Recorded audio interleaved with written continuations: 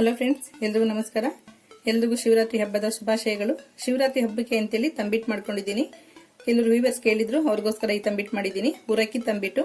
ಇದನ್ನ ಯಾವ ರೀತಿ ಮಾಡೋದು, ಏನೇನು ಬೇಕಂತ ನೋಡೋಣ ಬನ್ನಿ. ಶಿವರಾತ್ರಿ ಹಬ್ಬಕ್ಕೆ ಅಂತೇಳಿ ಊರಕ್ಕಿ ತಂಬಿಟ್ಟು ಮಾಡ್ತಾ ಇದ್ದೀನಿ. ಬೇಕಾಗಿರೋ ಸಾಮಗ್ರಿಗಳು ನೋಡೋಣ. ಇದು ದೋಸೆ ರೈಸು 1 ಕಪ್ ಅಷ್ಟು ತಗೊಂಡಿದ್ದೀನಿ. ಅದೇ ಕಪ್ ಸೇಮ್ ಮೆಜರ್ಮೆಂಟ್ ನಲ್ಲಿ 1 ಕಪ್ ಅಷ್ಟು ಬೆಲ್ಲ ತಗೊಂಡಿದ್ದೀನಿ. ಬೆಲ್ಲ ಕರಗೋದಕ್ಕೆ ಇದೇ ಕಪ್ ನಲ್ಲಿ ಅರ್ಧ ಕಪ್ ಅಷ್ಟು ನೀರು ಬೇಕಾಗುತ್ತೆ.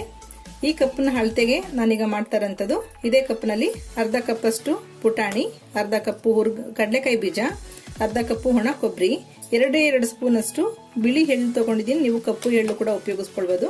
ಏಲಕ್ಕಿ ಬೇಕಾಗುತ್ತೆ, ಒಂದು 6 ಏಲಕ್ಕಿ ತಗೊಂಡಿದ್ದೀನಿ. ಈಗ ಮೊದಲಿಗೆ ಅಕ್ಕಿನ ಸ್ವಲ್ಪ ತೊಳೆದ್ಬಿಟ್ಟು ಬಟ್ಟೆ ಮೇಲೆ ಒಣಗಿಸ್ಕೊಂಡು ಆಮೇಲೆ ಡ್ರೈ ರೋಸ್ಟ್ ಮಾಡಿಬಿಟ್ಟು ಪೌಡರ್ ಮಾಡ್ಕೋಬೇಕಾಗುತ್ತೆ. ಅಷ್ಟರಲ್ಲಿ ನಾವು ಒಂದು ಪಾತ್ರೆಯಲ್ಲಿ ಬೆಲ್ಲ ಕರಗೋದಕ್ಕೆ ಇಟ್ಕೊಳ್ಳೋಣ. ಬೆಲ್ಲ ಪಾಕ ತೆಗಿಯೋ ಅವಶ್ಯಕತೆ ಇಲ್ಲ, ಜಸ್ಟ್ ಸ್ವಲ್ಪ ಅಂಟು ತರ ಬಂದ್ರೆ ಸಾಕಾಗುತ್ತೆ. ನಾನು ನಿಮ್ಗೆ ಮಾಡ್ತಾ ಹೇಳ್ಕೊಡ್ತೀನಿ. ಅರ್ಧ ಕಪ್ಗಿಂತ ಸ್ವಲ್ಪ ನೀರು ಜಾಸ್ತಿನೇ ಹಾಕೊಳ್ಳಿ, ಪರವಾಗಿಲ್ಲ. ಬೆಲ್ಲ ಕರಗಾದ್ಮೇಲೆ ಅದನ್ನ ಸೋದಿಸ್ಕೋಬೇಕಾಗುತ್ತೆ.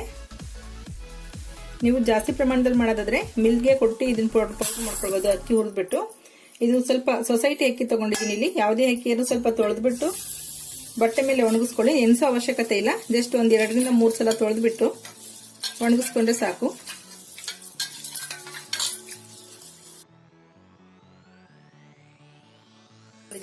ಇದನ್ನ ಒಂದು ಕಾಟನ್ ಬಟ್ಟೆ ಮೇಲೆ ಅಥವಾ ಟವಲ್, ವೇಲು ಏನಿರುತ್ತೆ ಅದ್ರ ಮೇಲೆ ಒಣಗಾಕೊಳ್ಳೋಣ. ಒಂದು 10 ರಿಂದ 15 ನಿಮಿಷ ಇದನ್ನ ಸ್ವಲ್ಪ ಡ್ರೈ ಆಗ್ಬೇಕು. ಈ ತೇವಾಂಶ ಎಲ್ಲ ಕಮ್ಮಿ ಆಗ್ಬೇಕು. ಆಮೇಲೆ ಡ್ರೈ ರೋಸ್ಟ್. ಈಗ ಒಂದು ಪಾತ್ರೆನಲ್ಲಿ ಕಡಲೆಕಾಯಿ ಬೀಜ ಮತ್ತೆ ಎಳ್ಳು ಎರಡನ್ನೂ ಫ್ರೈ ಮಾಡ್ಕೋಬೇಕಾಗುತ್ತೆ. ಮೊದಲಿಗೆ ನಾನು ಸ್ವಲ್ಪ ಕಡಲೆಕಾಯಿ ಬೀಜ ಫ್ರೈ ಮಾಡ್ಕೊಳ್ತಾ ಇದ್ದೀನಿ. ಆದಷ್ಟು ಲೋ ಫ್ಲೇಮ್ ನಲ್ಲಿ ಫ್ರೈ ಮಾಡ್ಕೊಳ್ಳಿ. ಕಡಲೆಕಾಯಿ ಬೀಜ ಕಪ್ಪಾಗಬಾರ್ದು, ಅದೇ ಚೆನ್ನಾಗಿ ಫ್ರೈ ಆಗಿರ್ಬೇಕು, ಚೆನ್ನಾಗಿರುತ್ತೆ. ನೋಡಿ, ಸಿಮ್ ನಲ್ಲಿ ಈ ತರ ಫ್ರೈ ಮಾಡ್ಕೊಂಡಿದ್ದೀನಿ. ಇಷ್ಟು ಕ್ರಿಸ್ಪಿ ಇದ್ರೆ ತುಂಬಾನೇ ಚೆನ್ನಾಗಿರುತ್ತೆ. ಸ್ವಲ್ಪ ತಣ್ಣಗಾದ್ಮೇಲೆ ಇದು ಸಿಪ್ಪೆ ಎಲ್ಲ ಓಪನ್ ಮಾಡ್ಕೋಬೇಕು. ಅಷ್ಟರಲ್ಲಿ ಸ್ಟವ್ನ ಮತ್ತೆ ಸಿಮ್ ಮಾಡಿಕೊಂಡು ಸ್ವಲ್ಪ ಎಳ್ಳು ಚಟಪಟ ಅನ್ನೋಷ್ಟು ಎಳ್ಳನ್ನ ಫ್ರೈ ಮಾಡ್ಕೊಳ್ಳೋಣ. ನೀವು ಕಪ್ಪು ಎಳ್ಳು ಹಾಕಿದ್ರೆ ಅದನ್ನು ಕೂಡ ಫ್ರೈ ಮಾಡಬೇಕಾಗುತ್ತೆ. ನಾನಿಲ್ಲಿ ಬಿಳಿ ಎಳ್ಳು ತಗೊಂಡಿದ್ದೀನಿ. ಗಸಗಸೆ ಕೂಡ ಹಾಕ್ತದೆ ಕೆಲವರು, ಅದನ್ನು ಕೂಡ ಫ್ರೈ ಮಾಡಿನೇ ಯೂಸ್ ಮಾಡ್ಕೊಳ್ಳಿ. ನೋಡಿ, ಚಟಪಟ ಅಂತಿದೆಯಲ್ಲ, ಇಷ್ಟಾದ್ರೆ ಸಾಕು. ನೋಡಿ, ತೊಳೆದಿದ್ನಲ್ಲ ಅವಕ್ಕಿ ಒಂದು 20 ನಿಮಿಷ ಹಾಕಿದ್ದೆ ಬಟ್ಟೆ ಮೇಲೆ. ಚೆನ್ನಾಗಿ ಕಾಟನ್ ಬಟ್ಟೆ ಮೇಲೆ ಹಾಕಿದ್ರೆ ಚೆನ್ನಾಗಿ ಡ್ರೈ ಆಗಿದೆ ನೀರ್ನೆಲ್ಲ. ಈಗ ಸ್ವಲ್ಪ ಫ್ರೈ ಮಾಡ್ಕೊಳ್ಳೋಣ ಚೆನ್ನಾಗಿ.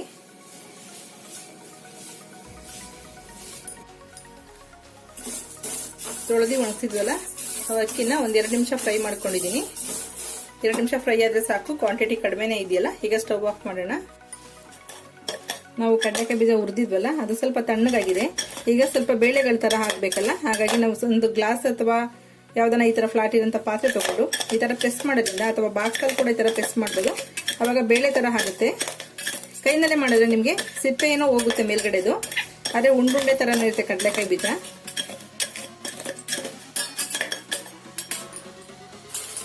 ನೋಡಿ ಎಷ್ಟು ಚೆನ್ನಾಗಿ ಬೇಳೆ ಆಗಿದೆ. ಈ ತರ ಎಲ್ಲ ಬೇಳೆ ಮಾಡ್ಕೊಳ್ಳಿ. ಈಗ ಬೆಲ್ಲ ನೆನೆಯೋದಕ್ಕೆ ಇಟ್ಕೊಂಡಿದ್ವಲ್ಲ, ಈಗ ಇದನ್ನ ಅಕ್ಕಿ ಪುಡಿ ಮಾಡ್ಕೊಳ್ಳೋ ಅಷ್ಟರಲ್ಲಿ ಸಿಮ್ ಮಾಡಿಬಿಟ್ಟು ಸ್ಟವ್ ಮೇಲೆ ಇಟ್ಟೋಣ. ನಿಧಾನಕ್ಕೆ ಎಲ್ಲ ಕರಗಿರುತ್ತಲ್ಲ, ಚೆನ್ನಾಗಿದೆ. ಮಿಕ್ಸಿ ಜಾರ್ ಕೂಡ ಡ್ರೈ ಇರಲಿ. ಸ್ವಲ್ಪ ಸಮಯ ಹಾಕೊಂಡು ನುಣ್ಣಗೆ ಪುಡಿ ಮಾಡ್ಕೊಳ್ಳಿ. ಜರಡಿ ಮಾಡ್ಕೋಬೇಕಾಗುತ್ತೆ. ನನ್ನ ಕ್ವಾಂಟಿಟಿ ಕಡಿಮೆ ಇರೋದ್ರಿಂದ ಒಂದೇ ಸಲ ಹಾಕೊಳ್ತಿದ್ದೀನಿ.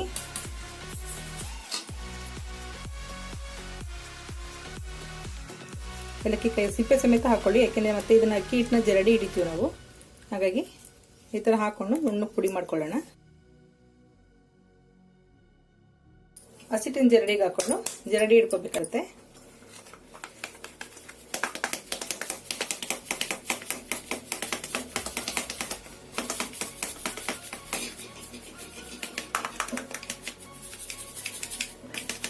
ಇದು ಏಲಕ್ಕಿ ಕಾಯಿ ಸಿಪ್ಪೆ ಹಾಕಿದ್ವಲ್ಲ ಅದು. ನಿಮ್ಗೇನಾರ ಈ ತರ ಜರಡಿ ಇಟ್ಟಾಗ ತುಂಬಾ ಅಕ್ಕಿ ತರಿ ಬಂದ್ರೆ ಪಾಯಸ ಮಾಡೋದಕ್ಕೆ ಉಪಯೋಗಿಸ್ಕೊಳ್ಬಹುದು. ಇಲ್ಲ ನನಗೇನು ತುಂಬಾ ಅಕ್ಕಿ ತರಿ ಇಲ್ಲ. ನಾವೀಗ ಇದೇ ಜಾರ್ಗೆ ಸ್ವಲ್ಪ ಹುರಿದಿರೋಂಥ ಕಡಲೆಕಾಯಿ ಬೀಜ ಇದೆಯಲ್ಲ ಅದನ್ನ ಒಂದು 1/4 ಭಾಗ ಇಟ್ಕೊಳ್ತೀನಿ ಅಷ್ಟೇ. 3/4 ಭಾಗದಷ್ಟು ಮಿಕ್ಸಿಗೆ ಹಾಕೊಂಡಿದ್ದೀನಿ. ಪುಟಾಣಿ ಕೂಡ ಅಷ್ಟೇ.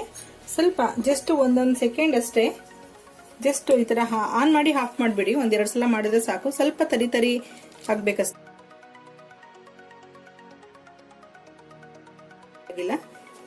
ಈ ತರ ತರಿ ತರಿ ಆದ್ರೆ ಚೆನ್ನಾಗಿರುತ್ತೆ. ಈ ಉದ್ದಿ ಜರಡಿ ಹಿಡ್ದಿರಂತ ಅಕ್ಕಿ ಇಟ್ಟಿದೆಯಲ್ಲ ಅದಕ್ಕೆ ಮಿಕ್ಸ್ ಮಾಡ್ಕೊಳ್ಳೋಣ.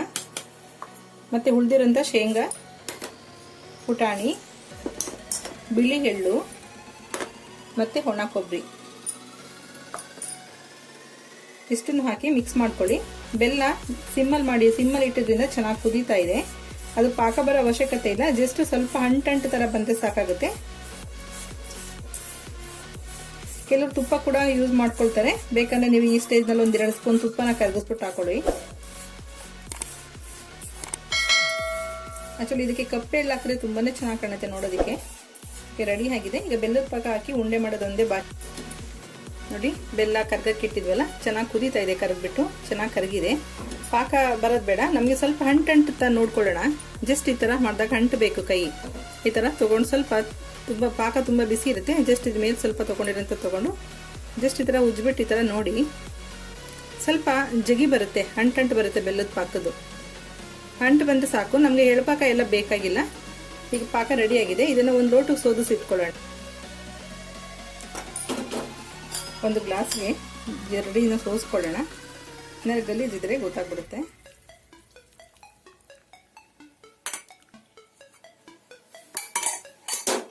ಪಾಕ ಸ್ವಲ್ಪ ಇಲ್ಲಿ ನಾನು ಜಾಸ್ತಿನೇ ಮಾಡ್ಕೊಂಡಿದ್ದೀನಿ. ಬೇಕಂದ್ರೆ ನಮಗೆ ಮತ್ತೆ ಮಾಡ್ಕೊಳ್ಳೋದಿಕ್ಕಾಗಲ್ಲ. ಬೆಲ್ಲದ ಪಾಕ ಇದು ಬರೀ ನೀರಲ್ಲಿ ಕುದಿಸಿರೋದ್ರಿಂದ ಇದು ಮಿಕ್ಕಿದ್ರೂ ಪರವಾಗಿಲ್ಲ. ಮಿಕ್ಕಿದ್ರೆ ನೀವು ಕಾಫಿ ಅಥವಾ ಟೀ ಅಥವಾ ಪಾಯಸ ಏನ್ಕನ ಉಪಯೋಗಿಸ್ಕೊಳ್ಬೋದು. ಈಗ ಇದು ಮಿಕ್ಸ್ ಮಾಡಿರೋಂಥದಕ್ಕೆ ಸ್ವಲ್ಪ ಸ್ವಲ್ಪನೇ ಹಾಕೊಂಡು ಕಲ್ಸ್ಕೊಂತ ಬರಬೇಕು. ಎಲ್ಲದಕ್ಕೂ ಒಂದೇ ಸಲ ಮಿಕ್ಸ್ ಮಾಡೋ ಅವಶ್ಯಕತೆ ಇಲ್ಲ.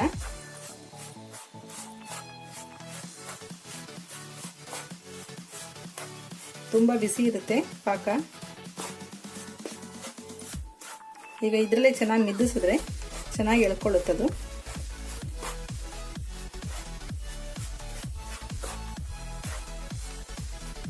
ಕೈಗೆ ಸ್ವಲ್ಪ ತುಪ್ಪ ಸವರ್ಕೊಳ್ಳೋಣ.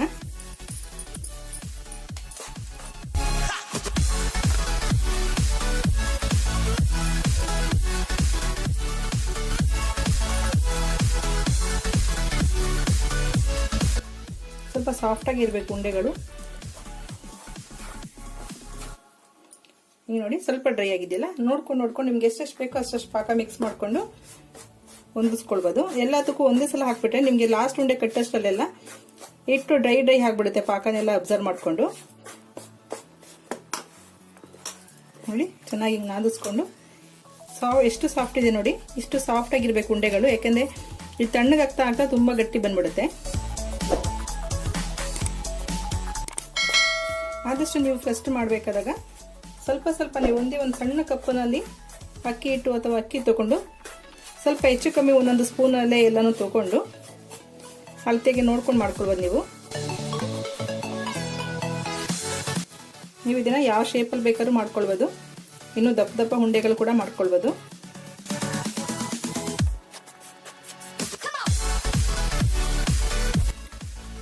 ನೋಡಿ, ತಂಬಿಟ್ಟು ರೆಡಿಯಾಗಿದೆ. ನಾನು ತಗೊಂಡು ತೋರಿಸಿರೋಂಥ ಇಂಗ್ರೀಡಿಯೆಂಟ್ಸ್ಗೆ 13 ಉಂಡೆ ಆಗಿದೆ. ಸ್ವಲ್ಪ ಬೆಲ್ಲದ ಪಾಕ ಮಿಕ್ಕಿದೆ. ಇದನ್ನ ನೀವು ಪಾಯಸಕ್ಕೆ ಅಥವಾ ಟೀ ಕಾಫಿ ಕೂಡ ಉಪಯೋಗಿಸ್ಕೊಳ್ಬಹುದು. ಬರೀ ನೀರು ಹಾಕಿ ಕುದಿಸಿರೋದ್ರಿಂದ ಅದನ್ನ ನೀವು ಯಾವ ರೀತಿ ಬೇಕಾದ್ರೂ ಉಪಯೋಗಿಸ್ಕೊಳ್ಬಹುದು. ನೋಡಿ, ಹೀಗೆ ಮಾಡಿರೋದು ಇನ್ನೂ ಬಿಸಿ ಬಿಸಿ ಇದೆ. ಒಳಗಡೆ ಎಲ್ಲ ಎಷ್ಟು ಚೆನ್ನಾಗಿದಾಗಿದೆ. ಸ್ವಲ್ಪ ಒಂದು ಅರ್ಧ ಗಂಟೆ ಬಿಟ್ಕೊಂಡು ತಿಂದ್ರೆ ತುಂಬಾನೇ ಚೆನ್ನಾಗಿರುತ್ತೆ. ಈ ಊರಕ್ಕಿ ತಂಬಿಟ್ಟನ್ನ ಹಸಿ ತೆಂಗಿನಕಾಯಿ ಜೊತೆ ತಿನ್ಬೇಕು, ತುಂಬಾ ಒಳ್ಳೆ ಕಾಂಬಿನೇಷನ್. ಈ ತಂಬಿಟ್ಟನ್ನ ಯಾರು ಹೊಸದಾಗಿ ನಾವು ಟ್ರೈ ಮಾಡ್ತೀವಿ ಅನ್ನೋರು ಕೂಡ ಧೈರ್ಯವಾಗಿ ಮಾಡಬಹುದು. ಈ ತಂಬಿಟ್ಟೆಲ್ಲೂ ಹದ ತಪ್ಪೋದಿಲ್ಲ, ತುಂಬಾನೇ ಟೇಸ್ಟಿಯಾಗಿರುತ್ತೆ, ತುಂಬಾ ಚೆನ್ನಾಗಿ ಬರುತ್ತೆ. ಓಕೆ ಫ್ರೆಂಡ್ಸ್, ಈ ವಿಡಿಯೋ ಇಷ್ಟ ಆಗಿದ್ರೆ ಲೈಕ್ ಮಾಡಿ, ಶೇರ್ ಮಾಡಿ, ಸಬ್ಸ್ಕ್ರೈಬ್ ಮಾಡಿ. ಶಿವರಾತ್ರಿಗೆ ನೀವು ಕೂಡ ಮನೇಲಿ ಮಾಡಿ. Okay, bye, thank you.